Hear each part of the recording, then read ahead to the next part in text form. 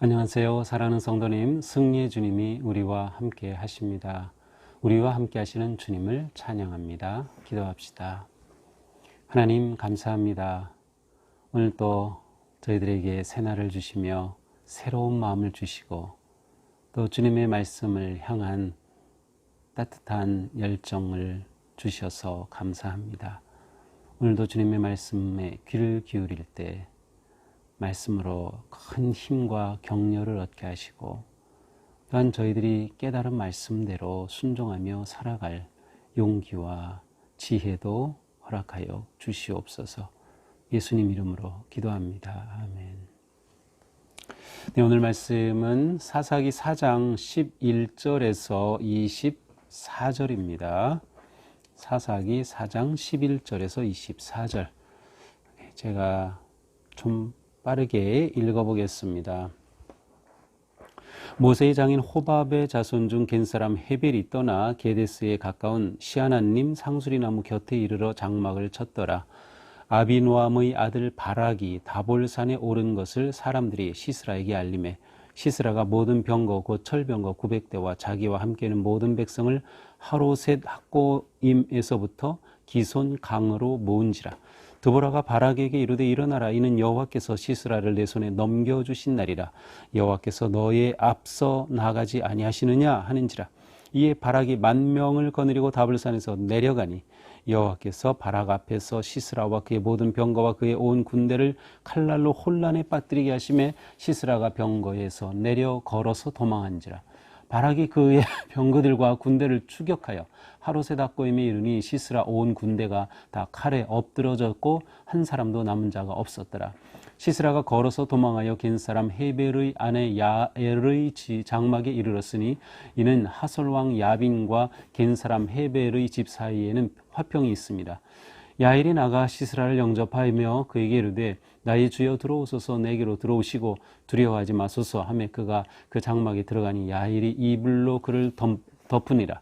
시스라가 그에게 말하되 청하노니 내게 물을 조금 마시게 하라. 내가 목이 마르다 하며 우유 부대를 열어 그에게 마시게 하고 그를 덮으니 그가 또 이르되 장막문에 섰다가 만일 사람이 와서 내게 묻기를 여기 어떤 사람이 있느냐 하거든 너는 없다 하라 하고 그가 깊이 잠드니 헤벨의 아내 야엘이 장막 말뚝을 가지고 손에 방망이를 들고 그에게로 가만히 가서 말뚝을 그의 관자놀이에 박음에 말뚝이 꿰뚫고 땅에 박히니 그가 기절하여 죽으니라. 바락이 시스라를 추격할 때에 야엘이 나가서 그를 맞아 그에게 이르되 오라. 내가 찾는 그 사람을 내가 네게 보이리라 하며 바락이 그에게 들어가 보니 시스라가 엎드려져 죽었고 말뚝이 그의 관자놀이에 박혔더라. 이와 같이 이날에 하나님이 가나안 왕 야빈을 이스라엘 자손 앞에 굴복하게 하신지라. 이스라엘 자손의 손이 가나안 왕 야빈을 점점 더 눌러서 마침내 가나안 왕 야빈을 진멸하였더라. 아멘. 자, 이제 오늘 말씀은 어제 말씀이 이제 그대로 이어지는 말씀이죠. 이제 어제 말씀에서는 이제 에훗이 죽은 후에 이스라엘 백성들이 또 해이해졌어요. 그래서 여호와의 목전에 악을 행하니까 이번에는 하나님께서 하솔의 왕 야빈을 통해서 그의 장관 시스라를 보내서 이제 그 이스라엘이 괴롭힘을 당하죠. 그러자 이스라엘은 또 하나님께 울부짖어요. 그러자 하나님께서 이제 이번에는 여선지자 드보라를 세우시죠. 자, 그런데 드보라는 하나님이 세우셨을 때 그가 바락이라고 하는 사람을 통해서 10,000명이나 되는 군사를 모으게 하고 그를 통해서 이 전쟁을 이제 진행하게 됩니다. 자, 근데 오늘 본문 11절은 전혀 생각지 않은 엉뚱한 본문이 하나 끼어듭니다. 모세의 장인 호밥의 자손 중 겐사람 헤벨이 떠나 게데스 가까운 시아나님 상수리나무 곁에 이르러 장막을 쳤더라. 왜 갑자기 이 본문이 나올까요? 여기 보니까 모세의 장인 호밥이라고 되어 있는데 모세의 장인 이름은 우리가 알듯이 이드로라고 하는 이름이 우리가 가장 많이 알고 있는 이름이고요. 또 르엘이라는 이름으로도 나오고요. 오늘의 본문에서는 호밥이라고도 나와요. 그런데 호밥을 장인으로 번역하지 않고 처남으로 번역하기도 합니다. 어쨌든 모세의 장인인 이드로의 그 족속들이 지금 가나안에 와 있는 것을 알 수 있어요. 제가 앞에서도 한번 언급한 적이 있죠. 처음 이제 모세가 출애굽했을 때 이제 광야 가운데 그 백성들의 모든 탄원과 뭐 재판하느라고 정신이 없어요. 그때 이드로가 와서 모세에게 아주 좋은 리더십을 전수해 주죠. 그래서 10명, 50명 이렇게 백부장, 뭐 이렇게 50부장 잘 조직하고 그들로 작은 일은 재판하게 하고 정말 중요한 것만 너에게 가지고 오게 하라. 그래서 모세의 리더십에 큰 도움을 주었던 장인입니다. 근데 장인은 물론 떠나갔지만 그 가족들이 남아 있을 수도 있고요. 또 모세는 이 장인이 함께 하기를 원했어요. 그래서 따라갔다라는 구체적인 구절은 없지만 아마 모세와 함께 이 가나안의 여정 가운데 동행했을 것을 우리는 충분히 생각해 볼 수 있어요. 그래서 이제 모세의 장인의 족속이 이렇게 가나안 지역에 와서 거주하고 있었던 거죠. 그 중에 겐 사람 헤벨, 겐은 바로 이제 모세 장인의 족속이 겐 족속입니다. 이 겐 족속은 아브라함에 관한 이야기 때부터 구약에 등장합니다. 이러한 그 족속이었던 헤벨이 이제 게데스 가까운 시아나님 상수리나무 곁에 장막을 치고 있었다. 바로 이제 오늘의 본문이 다룰 그러한 이 지리적인 한 배경을 이루게 됩니다. 그래서 이제 여기에 간략하게 소개되죠. 자, 이 헤벨이라고 하는 사람이 또 이따 보면은 17절에 등장을 해요. 그래서 이제 이렇게 등장하기 전에 간략하게 소개를 하는 셈입니다. 자, 12절입니다. 아비노함의 아들 바락이 마침내 다볼산에 오르게 됩니다. 그래서 10,000명의 군사를 거느리고 다볼산에 오릅니다. 성지순례 가면 다볼산은 이제 평지 가운데 이렇게 뚝 솟아 있는 아주 한번 보면 잊혀지지 않은 인상 깊은 그러한 산입니다.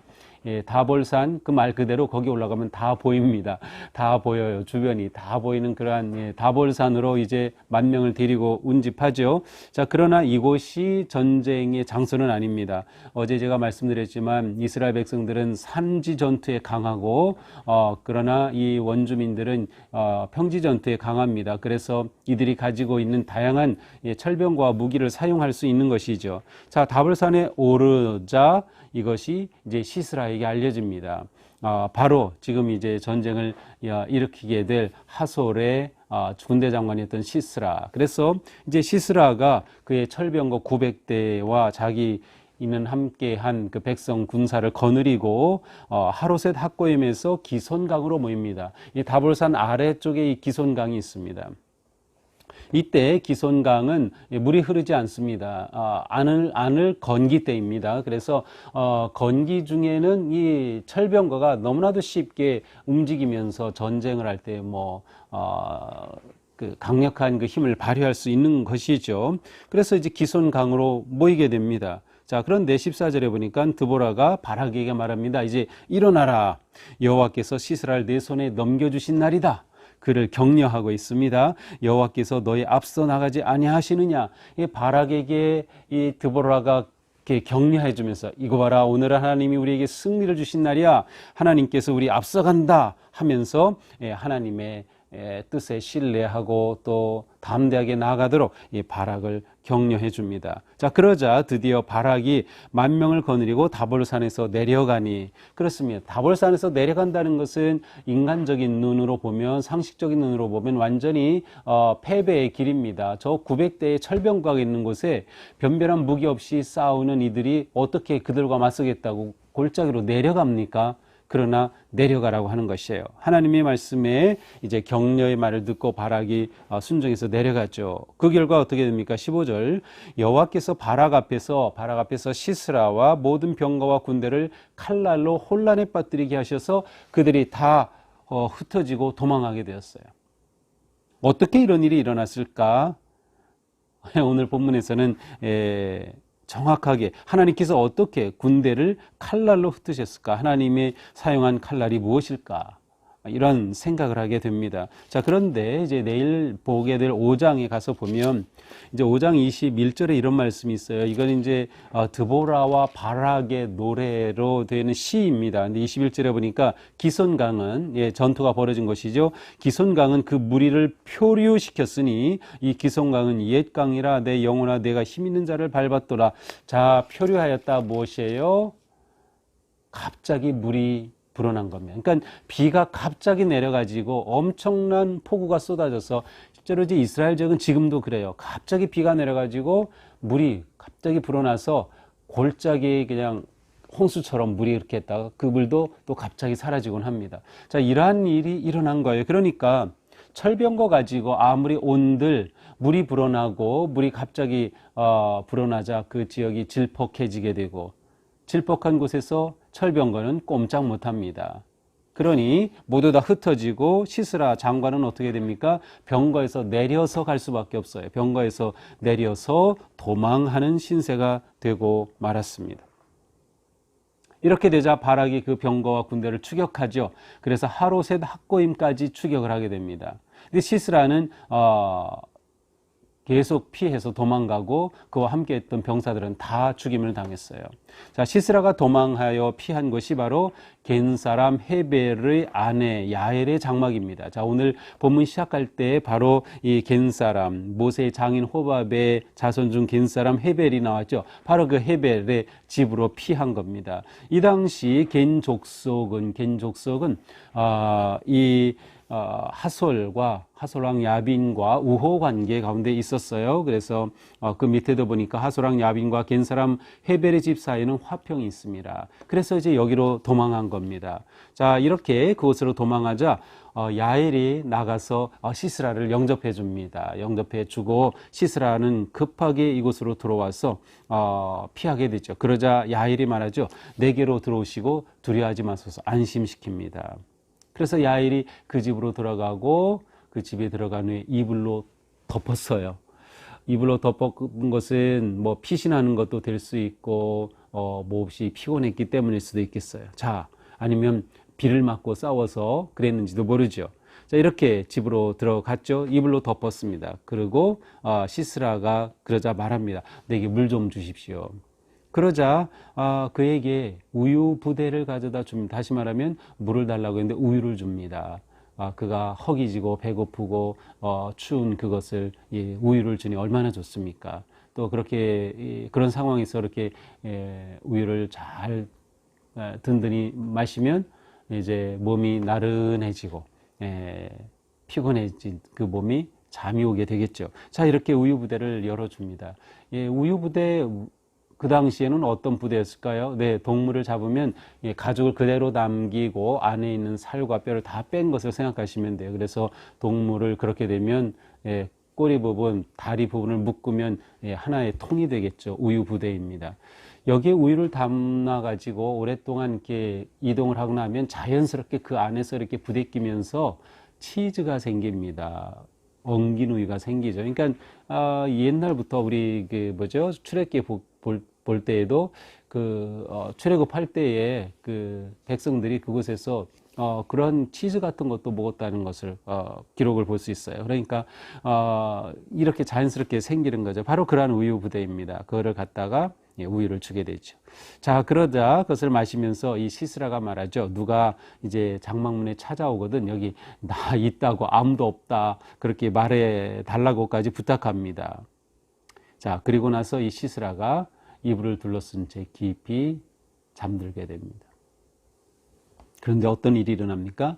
이 집 헤벨의 아내 야엘이라고 하는 이 여인이 21절 장막 말뚝을 가지고 방망이를 들고 그에게 들어가서 관자놀이에 박음에 말뚝이 꿰뚫고 땅에 박히니 그가 기절하여 죽으니라. 자, 참 이 장면은 비참한 장면이죠. 헤벨의 아내 야엘이 말뚝과 방망이입니다. 근데 우리는 말뚝하면 큰 거 생각하는데 쉽게 말하면 텐트 칠 때 사용하는 기구들이에요. 그래서 텐트를 고정하기 위해 핀을 박듯이 뭐라고 하죠? 이름을 제가 잊어버렸네요. 그거를 박고 그 다음에 말뚝으로 박죠. 그래서 바로 그것을 가지고 들어갔어요. 그래서 관자놀이가 어디입니까? 편두통을 느끼는 곳, 편두통 이렇게 누리죠. 바로 여기가 관자놀이입니다. 이렇게 누워있는 그에게 가서 말뚝으로 표현된 그 쇠를 대고 방망이로 쳐서 꿰뚫었어요. 그래서 땅에까지 푹 하고 나올 정도로 정말 비참한 모습이죠. 그러나 성경은 이렇게 비참한 모습에 초점을 전혀 두지 않아요. 얼마나 이렇게 비참한 그런 건 전혀 상관이 없이 이 여인의 그 결단 있는 행동을 그대로 드러낼 뿐입니다. 이렇게 그가 죽었습니다. 그 후에 바락이 이제 이곳까지 왔어요. 그래서 바락이 오자 그를 맞아들입니다. 야엘이 그를 맞아들이죠. 그러면서 오십시오. 내가 당신에게 보여줄 것이 있습니다. 그래서 들어가서 보니까 시스라가 죽어 있는 겁니다. 바락은 깜짝 놀랐겠죠. 어떻게 된 겁니까? 어제의 말씀의 예언이 그대로 이루어졌어요. 뭐라고 되어 있습니까? 어제 말씀 4장 9절에 보니까 그러나 내가 이번에 가는 길에서는 영광을 얻지 못하리니 바락에게 한 말이죠. 드보라가 너 영광을 얻지 못할 거다. 왜? 이는 여호와께서 시스라를 여인의 손에 파실 것입니다. 여인의 손에 맡겼어. 왜 그랬어요? 바락이 이 드보라를 통해서 하나님의 뜻을 알게 되었을 때 즉각 순종하지 않고 굉장히 나약하게 유약하게 반응했어요. 나와 같이 가 주시면 제가 가겠습니다. 이렇게 조건을 달면서 말이죠. 이렇게 순종이지만 좀 미심쩍 그러한 순종, 불완전한 순종의 바락에게 이 승리의 영광이 가지 않았어요. 바로 야엘의 손에 의해서 시스라가 죽임을 당한 거죠. 결국 나약하고 온전하게 용감하게 행동하지 못한 바락은 영광을 얻지 못하게 됩니다. 하지만 이 전쟁은 승리했죠. 그래서 그 영광은 당연히 있겠죠. 마지막 구절이죠. 이렇게 이날에 하나님이 가나안 왕 야빈을 이스라엘 자손 앞에 굴복하셨고 이스라엘 자손의 손이 가나안 왕 야빈을 점점 더 눌러 마침내 가나안 왕 야빈을 진멸하였더라. 결국 이제 이 전쟁을 계기로 해서 이 야빈은 점점 약화되었고 결국 가나안의 그 야빈 왕은 진멸되고 말았다. 그 결과 무엇이에요? 이스라엘에 다시 평화가 찾아왔다는 것을 말씀하고 있습니다. 자, 오늘 본문은 어제 본문과 함께 일단 큰 그림으로 보면 두 여인이 등장합니다. 그죠? 드보라와 야엘이라고 하는 두 여인이 등장합니다. 아마 이 드보라와 야엘의 이야기가 이렇게 함께 묶여서 이곳에 나와 두 여인의 아주 훌륭한 리더십을 잘 보여주고 있어요.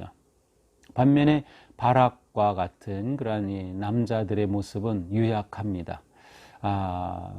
결혼했던 드보라, 결혼했던 야엘이 이처럼 엄청난 승리의 주인공이 되는 모습을 보게 됩니다. 저는 이것을 보면서 문득 우리 교회도 우리 이 여성 성도님들이 얼마나 사역에 열심이고 충성하고 가정과 자녀와 심지어 남편까지도 막 이렇게 세우려고 애쓰고 하면서 나아가는 그러한 모습을 이렇게 문득 떠올려 보게 됐어요. 정말 소중한 분들이죠. 너무도 귀한 존재들입니다. 바로 우리가 그러한 존재다. 자, 오늘 말씀을 보면서 몇 가지를 생각해 볼 수 있어요. 하나님께서 이들에게 주신 이 승리의 비결이 어디에 있었을까? 그죠? 이 승리의 비결은 하나님의 약속을 믿고 주신 말씀에 순종하는 것이 비결입니다. 드보라를 통해 하나님이 주신 그 말씀에 온전히 순종하는 것이 승리의 비결이었습니다. 우리가 순종한다고 하는 것은 무엇에 순종합니까? 하나님의 방식에 순종하는 겁니다. 전쟁에서는 하나님의 전략에 순종하는 것입니다. 그렇게 하나님의 전략에 순종하면 하나님이 일하십니다. 그래서 15절에 보니까 여호와께서 바락 앞에서, 자, 여기에 주어가 여호와입니다. 이 전쟁의 주어가 여호와입니다. 하나님이 전쟁의 주인이시다. 그 말은 전쟁은 하나님께 속하였다라는 말씀이기도 해요.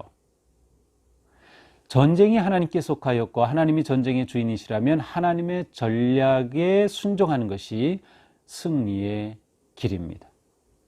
근데 이것이 쉬운 것이 아니에요. 특별히 오늘 본문에서는 그들이 다볼산에서 내려와 골짜기에서 전투를 전개했다는 점에 주목해야 됩니다. 어제도 제가 이 부분을 강조했습니다. 완전한 순종은 우리가 볼 때 아닌데 온전히 맡기는 것입니다. 그것은 말이 안 돼. 900대가 넘는 그러한 철병거와 이스라엘 백성들이 가지고 있는 무기는 뭐죠? 없어요. 5장 8절, 내일 보게 될 8절에 보니까 이러한 표현이 나와요. 이스라엘의 4만 명 중에 방패와 창이 보였던가? 그들은 방패와 창조차 없었어요. 철기 문화가 아니고 철을 사용할 줄 몰랐기 때문에 방패와 창도 없었던 그들이 철병거 900대와 맞서는 그러한 전투를 최고로 취약한 골짜기에서 치렀다. 그때 하나님께서 나타나시는 거죠. 하나님의 기적은 바로 순종하는 자리에 나타납니다. 하나님이 이번에 나타내신 기적은 무엇이에요? 갑자기 비를 내려 그곳을 완전히 진흙탕덩이 되게 하였고 철병거가 옴짝달싹 못하게 돼 있어요. 성지순례 가면 무깃도에 가서 보면 이렇게 멀리 보이고요. 그 평지 지역이 다 보입니다. 그 기손강이 흐르는 그쪽, 저기 얘기했구나. 그거를 보면 참 놀라우신 하나님을 우리가 볼 수 있습니다. 그렇습니다. 믿고 순종함이 승리의 길이다라고 하는 것이죠. 또한 우리는 야엘이라고 하는 여인의 모습을 봅니다. 이 야엘의 모습을 한번 이렇게 생각해 보면은 야엘은 굉장히 침착했습니다. 그리고 지혜로웠습니다. 시스라가 왔을 때 그에게 이불을 덮어주고 물을 달라고 하자 우유를 주고 또 안심시키고 굉장히 침착하고 지혜로웠어요. 그러나 결단의 순간이 왔을 때 그는 용맹스럽게 결단할 수 있는 여인이었어요. 굉장히 중요합니다. 우리가 살아갈 때 바로 이와 같은 지혜가 필요하죠. 모든 일에 지혜롭게, 그리고 어려운 상황이 갑자기 닥쳐도 너무 두려워하거나 혼란하지 말고 침착하게. 왜? 하나님의 뜻을 우리가 보고 따르기 때문에. 그리고 결단의 순간에는 용맹하게 결단하는 것. 이것이 우리에게 필요한 그런 모습이 아닌가 생각해 봅니다. 자, 오늘 본문에 나온 두 여인, 드보라는 꿀벌이라는 뜻입니다. 꿀벌. 저는 아직 한국 사람 이름 중에 꿀벌이라는 이름을 본 적은 없어요. 박꿀벌, 주꿀벌, 꿀벌은 아직 본 적이 없어요. 또 야엘, 염소라는 뜻입니다. 산양이라고도 번역이 되는데 염소. 저는 아직 염소라는 그러한 이름도 본 적이 없어요. 박염소, 김염소, 본 적이 없어요. 근데 이스라엘 사람들은 이름을 참 재미있게 짓죠. 꿀벌, 염소. 자, 꿀벌은 말 그대로 꿀을 모아주죠. 염소는 이스라엘 사람들에게 아주 중요한 자산입니다. 염소가 있어서 계속 젖을 내고 그것으로 중요한 그 음식, 양분을 섭취할 근원이 되죠. 그래서 염소는 굉장히 중요합니다. 꿀과 젖입니다. 분득 떠오르는 게 있지 않나요? 그렇습니다. 하나님이 약속하신 가나안 땅은 젖과 꿀이 흐르는 땅이에요. 그런데 젖과 꿀이 흐르는 그 땅에 하나님께서는 꿀벌과 염소를 통해서 지켜내셨습니다. 좀 굉장히 상징적인 의미가 있지 않나 하는 생각을 해봤습니다. 그렇습니다. 하나님이 약속하신 그 놀라운 땅이 이처럼 두 여인을 통해서 성취된다. 그렇습니다. 하나님은 언제나 우리를 통해서 일하기를 원하십니다. 우리가 믿음으로 순종하고 따른다면 우리는 어떤 역경과 환경에서도 어떤 악조건에서도 일어설 수 있으며 승리의 기쁨을 누릴 것입니다. 하나님은 그렇게 우리를 통하여 영광을 받으실 것이죠. 오늘 하루도 우리의 삶이 믿음으로 지혜롭게 승리하는 하루가 되기를 축복합니다. 기도합시다. 하나님 감사합니다. 오늘도 저희들에게 또 말씀으로 다가오셔서 저희들이 오늘 하루 사는 동안 이 말씀처럼 지혜롭게 또 순종하고 헌신하며 하나님이 주시는 승리의 영광을 바라보게 하여 주시옵소서. 예수님 이름으로 기도합니다. 아멘. 네, 오늘도 주님의 은혜로 하루가 복되기를 또 승리하기를 축복합니다. 사랑합니다.